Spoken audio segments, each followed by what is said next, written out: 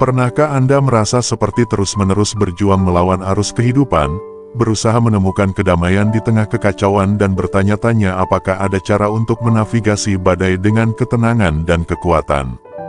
Bayangkan sejenak Anda memiliki kompas rahasia yang memandu Anda melewati lautan kehidupan yang penuh gejolak, memastikan Anda tetap tabah, tenang, dan tangguh, tidak peduli seberapa tinggi gelombang yang menerpa. Teman-teman, inilah ketabahan, sebuah filosofi kuno yang telah menerangi jalan bagi banyak orang selama berabad-abad. Ketabahan membantu mereka menemukan ketenangan dalam kekacauan dan kebijaksanaan dalam kesulitan. Hari ini, kita akan menyelami inti ketabahan, menjelajahi wawasan mendalam dan penerapan praktisnya yang dapat mengubah hidup Anda, seperti yang dialami oleh salah satu kaisar terhebat dalam sejarah, Marcus Aurelius. Baik saat Anda menghadapi tantangan pribadi, hambatan profesional, atau sekadar mencari kehidupan yang lebih bermakna dan memuaskan, ketabahan menawarkan alat abadi untuk membantu Anda berkembang dan menemukan kegembiraan dalam perjalanan, bukan hanya pada tujuan akhir. Jadi, jika Anda siap untuk menemukan cara mengubah cobaan menjadi kemenangan, perjuangan menjadi kekuatan, dan kekhawatiran menjadi kebijaksanaan, pantau terus. Dalam video ini, kita tidak hanya belajar tentang sejarah, tetapi juga mengungkap rahasia untuk menjadi lebih bahagia dan lebih tangguh. Selamat datang dalam perjalanan menuju inti ketabahan, di mana setiap tantangan adalah peluang untuk berkembang dan setiap momen adalah langkah menuju menjadi versi terbaik dari diri kita sendiri. Mari kita mulai petualangan transformatif ini bersama-sama. Ingatlah, menekan tombol berlangganan tidak mengeluarkan biaya apapun, tetapi sangat mendukung kami dalam menghadirkan konten yang lebih transformatif seperti ini kepada Anda. Jangan lewatkan bagian manapun dari video ini, karena Anda bukanlah mayoritas. Anda di sini mencari sesuatu yang lebih dalam, yang membuat Anda menjadi pengecualian di dunia yang penuh dengan perjalanan biasa. Rangkullah perbedaan itu dan bergabunglah dengan kami dalam perjalanan luar biasa ini. 1. Latih persepsi Anda. Marcus Aurelius menyoroti aspek yang kuat dari filosofi ketabahan, gagasan bahwa persepsi kita membentuk realitas kita. Bukan peristiwa itu sendiri yang mengganggu kita, tetapi pandangan kita terhadapnya. Konsep ini tidak hanya penting bagi ketabahan, tetapi juga bergema di berbagai tradisi filosofis dan psikologis. Mari kita pertimbangkan kata-kata Epictetus, seorang filsuf stoik yang dihormati. Dia mengatakan bahwa yang penting bukanlah apa yang terjadi pada Anda, tetapi bagaimana Anda bereaksi terhadapnya. Ini menggarisbawahi prinsip yang sama, respons kita terhadap peristiwa eksternal memiliki kekuatan untuk menentukan pengalaman kita. Ini tentang melatih kemampuan untuk memilih bagaimana kita menafsirkan dan merespons kejadian-kejadian dalam hidup. Sekarang, pikirkan tentang sebuah situasi yang pada awalnya tampak negatif. Berdasarkan naluri, kita mungkin menganggapnya buruk atau tidak menguntungkan. Namun, bagaimana jika kita berhenti sejenak dan bertanya pada diri sendiri, apakah itu benar-benar seburuk itu? Bisakah saya memandang hal ini secara berbeda? Momen refleksi ini membuka pintu bagi perubahan perspektif, yang memungkinkan kita melihat tantangan sebagai peluang untuk tumbuh atau belajar, bukan sebagai hambatan yang tidak dapat diatasi. Aristoteles, salah satu raksasa filsafat barat, berbicara tentang jalan tengah yang diinginkan antara dua ekstrem, kelebihan dan kekurangan. Dengan menerapkan hal ini pada persepsi kita menemukan keseimbangan antara optimisme yang naif dan pesimisme yang melumpuhkan. Melatih persepsi kita adalah tentang menemukan jalan tengah di mana kita mengakui realitas keadaan kita tanpa membiarkannya mendikte keadaan emosi kita. Gagasan tentang perspektif ini tidak hanya bersifat filosofis tetapi juga psikologis. Carl Jung, seorang pemikir mendalam di bidang psikologi, menekankan kekuatan sikap kita dalam membentuk realitas kita. Dia menyarankan bahwa apa yang kita pegang di dunia batin kita membentuk dunia luar kita. Ketika kita melatih persepsi kita untuk melihat hal positif, atau setidaknya potensi pertumbuhan dalam kesulitan, kita tidak hanya mengubah keadaan internal kita tetapi juga bagaimana kita berinteraksi dengan dunia di sekitar kita. Melatih persepsi Anda adalah pendekatan proaktif terhadap kehidupan. Ini tentang memilih untuk melihat gelas setengah penuh dan menemukan hikmah, bahkan pada hari-hari yang paling mendung sekalipun. Hal ini tidak berarti mengabaikan hal-hal negatif atau berpura-pura bahwa masalah tidak ada, melainkan mengakui masalah tersebut dan memilih untuk berfokus pada apa yang dapat kita pelajari, bagaimana kita dapat bertumbuh, dan di mana kita dapat menemukan sedikit positif atau kemajuan. Ingat, pelatihan ini adalah latihan sehari-hari. Seperti latihan fisik, semakin banyak kita berlatih, semakin kuat otot persepsi kita. Ini memungkinkan kita untuk menavigasi naik turunnya kehidupan dengan keseimbangan dan ketahanan yang lebih besar. Dengan mengadopsi pendekatan ketabahan ini, bersama dengan wawasan dari filsafat dan psikologi barat, kita memberdayakan diri kita sendiri untuk menjalani kehidupan yang lebih memuaskan dan seimbang, apapun yang terjadi. 2. Kendalikan emosimu. Marcus Aurelius sangat memahami gejolak yang dapat ditimbulkan oleh emosi yang tidak terkendali.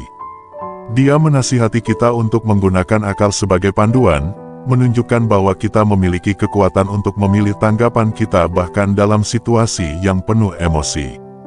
Ini adalah pengingat kuat bahwa kita memiliki kendali, bukan perasaan kita. Ketika Anda merasa kemarahan meluap atau kecemasan mengaburkan pikiran, ingat nasihat Marcus, luangkan waktu sejenak untuk bernapas dalam-dalam dan pilih respons yang selaras dengan diri Anda yang terbaik. Ide ini tidak eksklusif untuk stoikisme. Mari kita pertimbangkan perspektif Seneca, seorang filsuf stoik lainnya, yang percaya bahwa menguasai emosi kita akan menghasilkan kehidupan yang lebih damai dan memuaskan. Dia menyarankan agar kita merenungkan emosi kita, memahami akarnya, dan kemudian memutuskan cara terbaik untuk mengatasinya. Refleksi ini membantu kita agar tidak terhanyut oleh intensitas perasaan kita. Plato menekankan perlunya akal untuk mengatur aspek semangat dan repetitif kita, seperti seorang kusir yang mengendalikan kudanya. Dia percaya bahwa bagian rasional kita harus memastikan bahwa emosi dan keinginan kita tidak menyesatkan kita.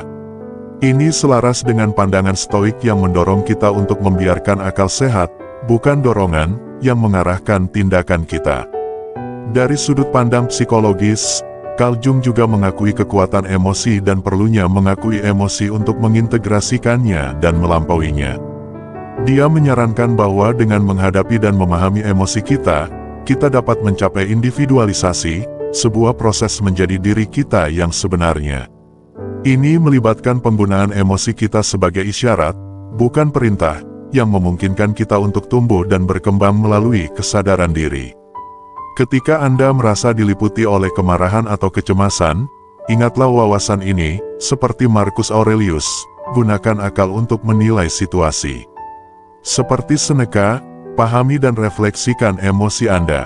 Seperti Aristoteles yang mencari jalan tengah, biarkan diri Anda merasakan tanpa dikendalikan oleh perasaan. Seperti Plato, biarkan diri rasional Anda menjadi kusir. Dan seperti Carl Jung, gunakan emosi Anda sebagai jalan menuju pemahaman diri yang lebih dalam. Dengan menguasai emosi Anda tidak menekan rasa kemanusiaan Anda meningkatkannya.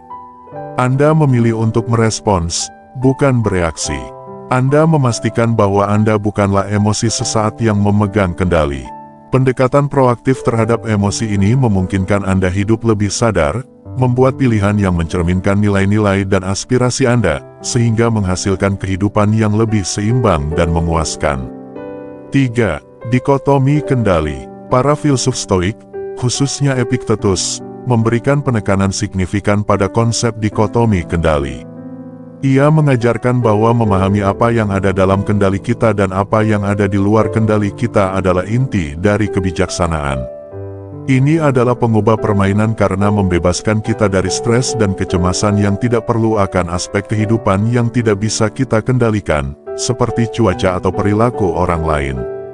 Bayangkan jika Anda menghabiskan energi Anda hanya pada hal yang bisa Anda pengaruhi.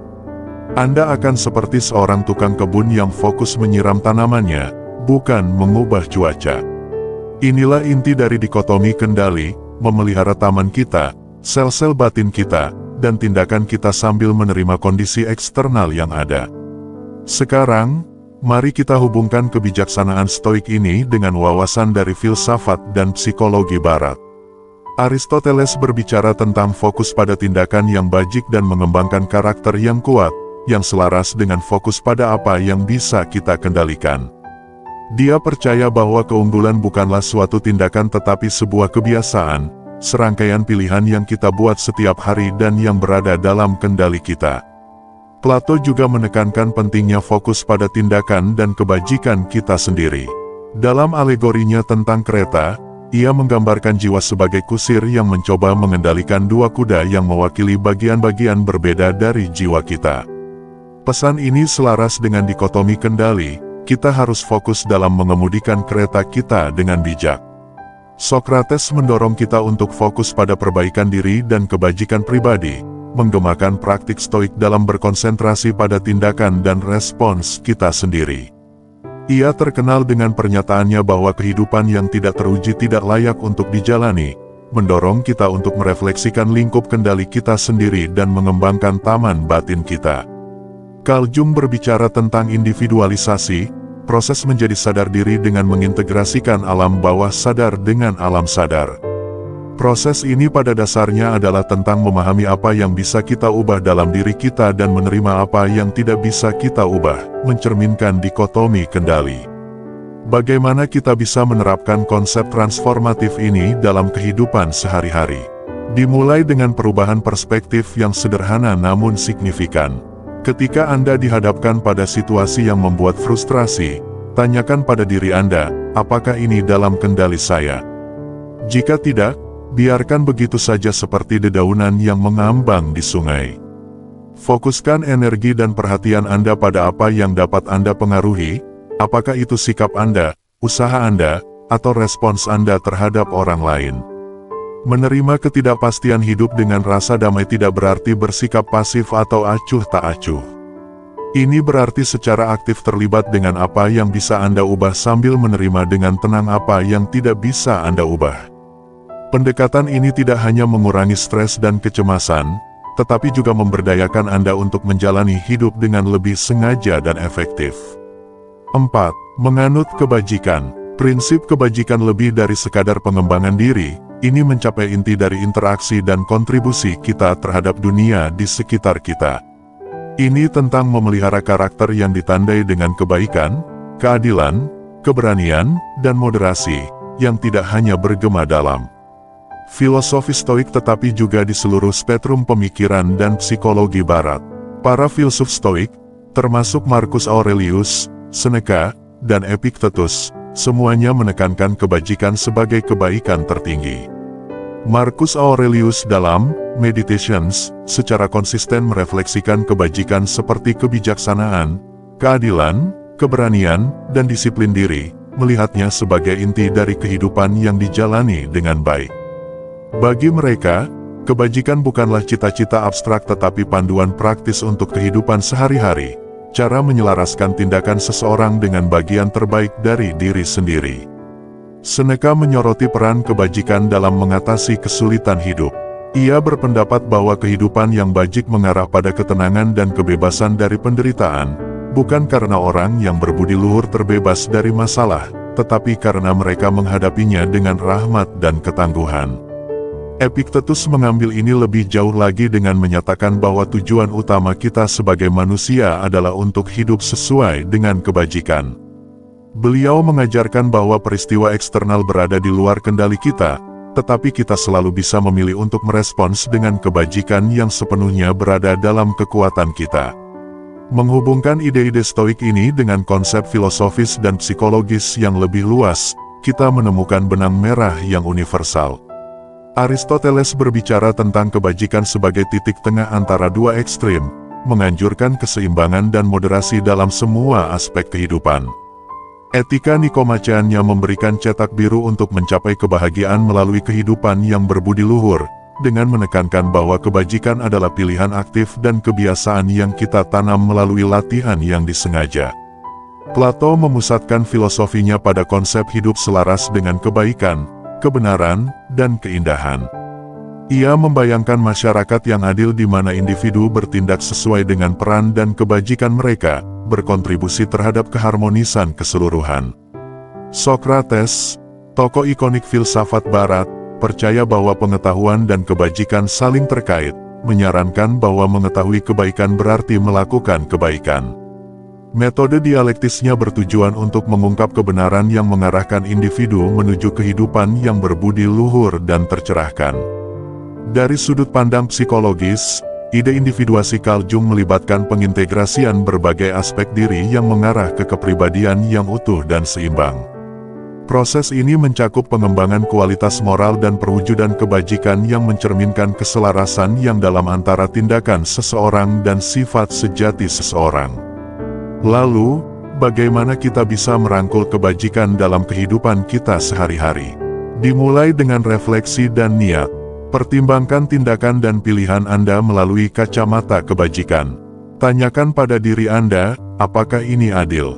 Apakah ini berani? Apakah ini moderat? Apakah saya berkontribusi pada kebaikan?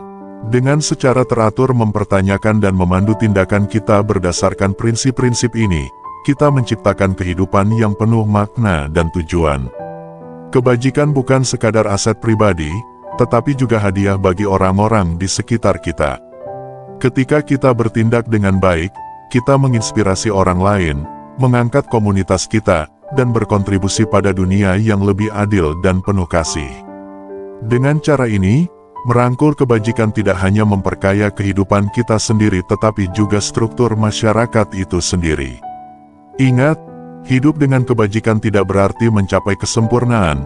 Ini tentang berusaha untuk tumbuh dan melakukan yang terbaik untuk menyelaraskan tindakan kita dengan cita-cita tertinggi kita. Dalam perjalanan seumur hidup ini, setiap pilihan yang dipandu oleh kebajikan adalah langkah menuju kehidupan yang lebih memuaskan dan bermanfaat. 5. Menerima perspektif yang lebih luas. Pendekatan ini tidak meminimalkan masalah kita, melainkan mekontekstualisasikannya dengan menawarkan pandangan yang lebih jelas dan seimbang, yang secara signifikan dapat mengurangi kesusahan kita dan meningkatkan apresiasi kita terhadap kehidupan. Marcus Aurelius sering merefleksikan ketidakkekalan hidup dan pentingnya mempertimbangkan kehidupan dalam konteks yang lebih luas. Dengan mempertanyakan dampak jangka panjang dari kekhawatiran kita saat ini, dia membimbing kita untuk membentuk pola pikir yang lebih tangguh dan tenang. Praktik stoik ini mengajarkan kita untuk membedakan antara gangguan sepele dan hal-hal yang benar-benar signifikan, mendorong kita untuk menginvestasikan energi dan emosi kita dengan bijak. Seneca menggemakan sentimen ini dengan mendorong kita untuk memandang kehidupan secara keseluruhan, mengenali sifat sementara dari masalah kita. Dia menasihati kita untuk menjalani setiap hari seolah-olah itu adalah kehidupan yang utuh, sebuah perspektif yang mengilhami keberadaan kita sehari-hari dengan tujuan. Epictetus mengajarkan bahwa penderitaan kita seringkali datang bukan dari peristiwa itu sendiri, melainkan dari penilaian kita terhadap peristiwa tersebut. Dengan memperluas perspektif kita dapat menantang penilaian ini untuk mengurangi penderitaan kita dan merangkul keadaan pikiran yang lebih damai.